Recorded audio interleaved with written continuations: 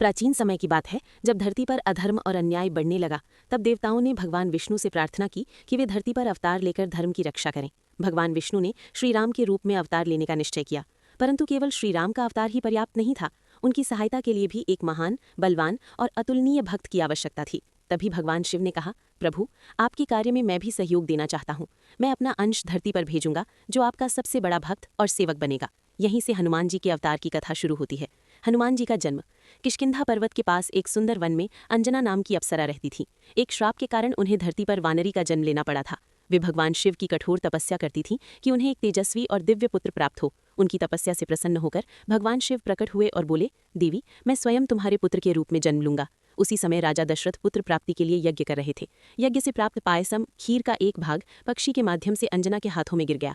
अंजना ने उसे भगवान का प्रसाद समझकर ग्रहण किया। कुछ समय बाद चैत्र पूर्णिमा के दिन एक दिव्य बालक ने जन्म लिया। उसके शरीर से प्रकाश निकल रहा था।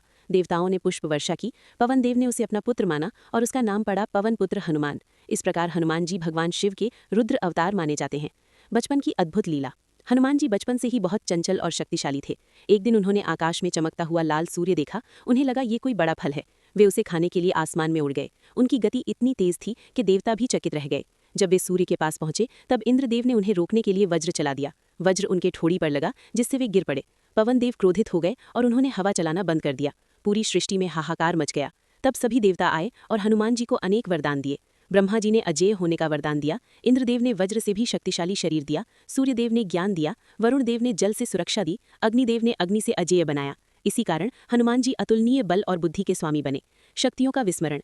बाल्यकाल में हनुमान जी अपनी शक्तियों से ऋषियों को परेशान करने लगे। तब ऋषियों ने उन्हें श्राप दिया कि वे अपनी शक्तियों को भूल जाएंगे जब तक कोई उन्हें याद न दिलाए। ये श्राप वास्तव में वरदान ही था, क्योंकि इससे उनका अहंकार समाप्त हुआ। श्री राम से मिलन। समय बीता। भगवान राम वनवास में थे और सीता माता का रावण द्वारा हरण हो गया था। उनकी खोज में वे किष्किंधा पहुंचे। वहीं हनुमान जी पहली बार श्री राम से मिले। जैसे ही उन्होंने राम को देखा, उनके हृदय में असीम प्रेम उमड़ पड़ा। उन्हें अनुभव हुआ कि यही मेरे प्रभु हैं। हनुमान जी ने विनम्र होकर कहा, प्रभु, मैं आपका सेवक हूँ, मुझे अपना दास बना लीजिए। राम मुस्कुराए और बोले, हनुमान, तुम मेरे सबसे प्रिय भक्त हो। उसी क्षण से हनुमान जी का जीवन केवल राम सेवा के लिए समर्पित हो गया।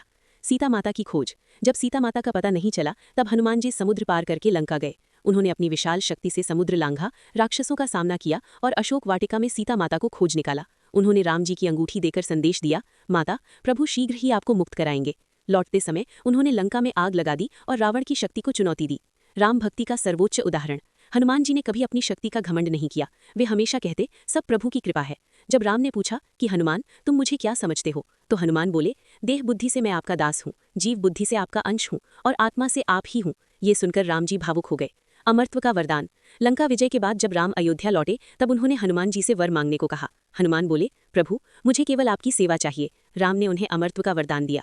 इसलिए मान्यता है कि हनुमान जी आज भी जीवित हैं और जहां भी राम नाम का जाप होता है, वहां उपस्थित रहते हैं। निष्कर्ष। हनुमान जी भगवान शिव के रुद्र अवतार, पवन पुत्र और राम भक्ति के सर्वोच्च प्रतीक हैं। वे शक्ति, बुद्धि, साहस, विनम्रता और भक्ति का अद्भुत संगम है।